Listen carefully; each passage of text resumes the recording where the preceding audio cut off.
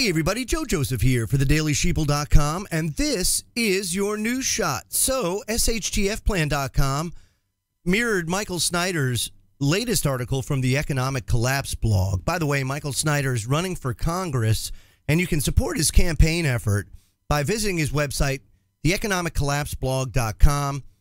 He's got many different websites, but certainly somebody to consider in the state of Missouri. If you're there, vote for him. If not, please support this gentleman's campaign because he's really done a lot to advance awareness as to what's going on in the world today. And he's highlighting that, of course, healthcare is a major, major problem in this country. It has taken made such an about face from an effectiveness standpoint, from an affordability standpoint, that we're really facing a health crisis of unprecedented proportions here in the United States. It says 37% rate increase in 2018. Obamacare is imploding, and it must be repealed now. Even if they do repeal it, I would be cautious as to what they put in place. They've already, you got to remember, Obamacare was written by the healthcare industry and the healthcare lobby, and it was never designed to work. That's one thing that people need to get through their head. This was put in place to fail.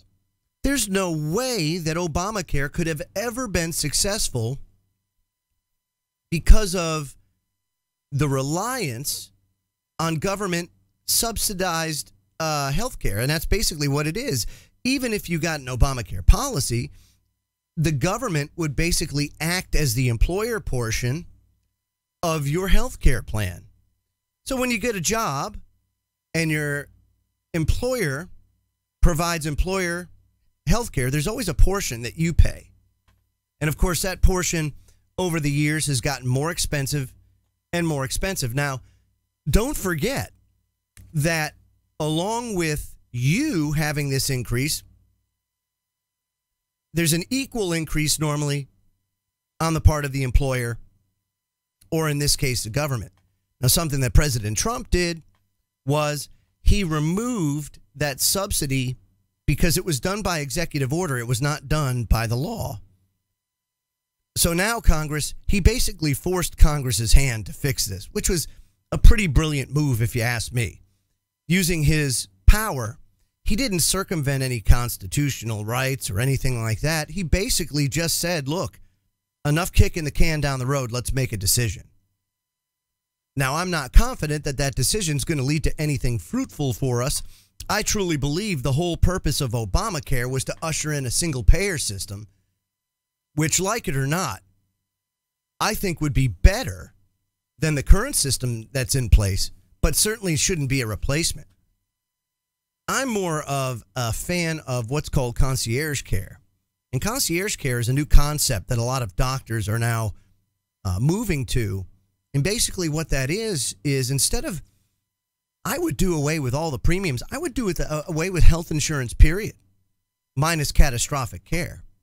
You know, you don't pay, your car insurance does not provide coverage for oil changes when you go in, right? So why would we expect health care to be any different? Health insurance, I should say, was originally started to hedge against a catastrophic event in your life that would drain your bank account because the healthcare costs would be expensive. Say for like a triple bypass or maybe even having a baby. But for routine visits, even specialist visits, you'd pay out of pocket. Now, what a lot of doctors are going to is something called a concierge model where you pay a monthly fee to be a part of that practice. See, if it was my choice, I would do away with health insurance minus the catastrophic care, which is what should be there. And instead, I would greatly reduce what you pay in health care, but also it would allow you to be able to choose your own doctor. And then that doctor could then offer care, perhaps $100 a month to be a part of the practice. And if you need to come in, you come in, or whatever it is, But you would have better access because the market itself would determine the rates. If the doctor's good, there's going to be a lot of people that want to be a part of his practice or her practice. And that doctor might have, say, 500 people, a 500-person limit that he or she puts on his practice. Well, if there's a waiting list, this doctor's going to charge more to get into it because he does good work. And you would basically have the market determine who's good, who's bad, and it would set the rates based on what we are willing to pay. Not what the health insurance industry, the pharmaceutical complex, and the government, who are all in collusion with one another, want you to pay. It would give us the control, minus having them have the control. So we don't want that.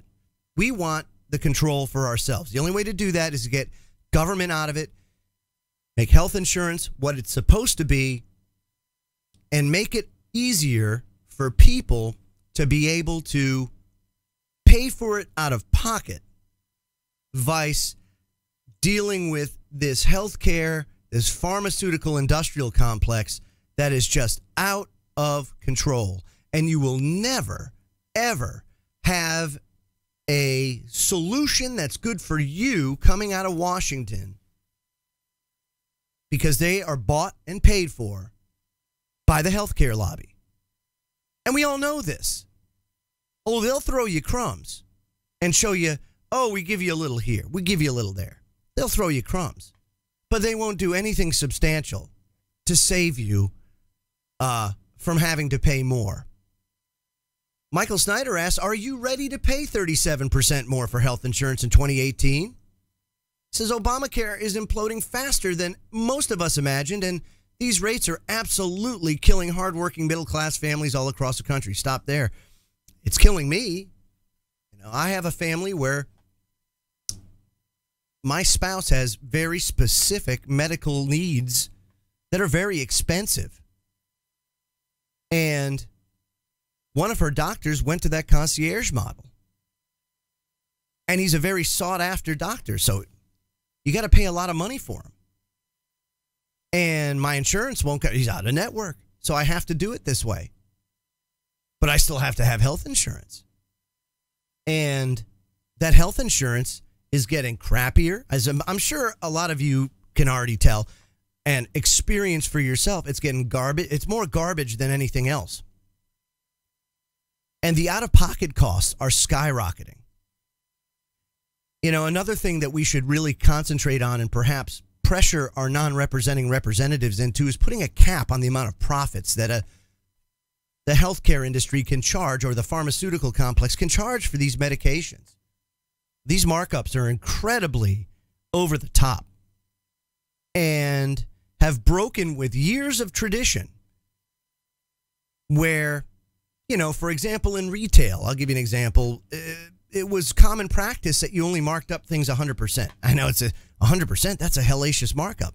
Well, when you look at what companies, big box retailers like Walmart, like Lowe's, Home Depot, other retailers, what they mark up their goods now, coming over from China, coming over from other emerging economies,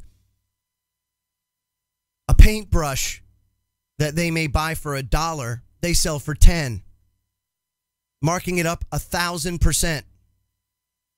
1,000% markup. Could you imagine if these companies decided that, hey, you know what, we're going to go back to the old age-old standard of, 100%. Could you imagine that savings, a 900% savings? All these big box retailers. Now, of course, that can't be for every product. But it just goes to show you the rampant greed and how it's greed that's destroying society. It's greed that is preventing us from being able to have good, affordable health care. It has nothing to do with, the good intentions of our non-representing representatives. No. It has to do with who's lining their pockets to ensure that the healthcare industry, the pharmaceutical complex, has their pockets lined. That their shareholders, their stakeholders, they have their pockets lined. Meanwhile, yours are drained. Why? For the bottom line, folks. Your health care is less important than the bottom line of these mega corporations. It's really that simple. Time to take the power out of their hands and put it back into ours. I'm Joe Joseph. This was thedailysheeple.com's News Shot. Feel free to comment below and visit our website at thedailysheeple.com. Hashtag wake the flock up. Have a great day, everybody.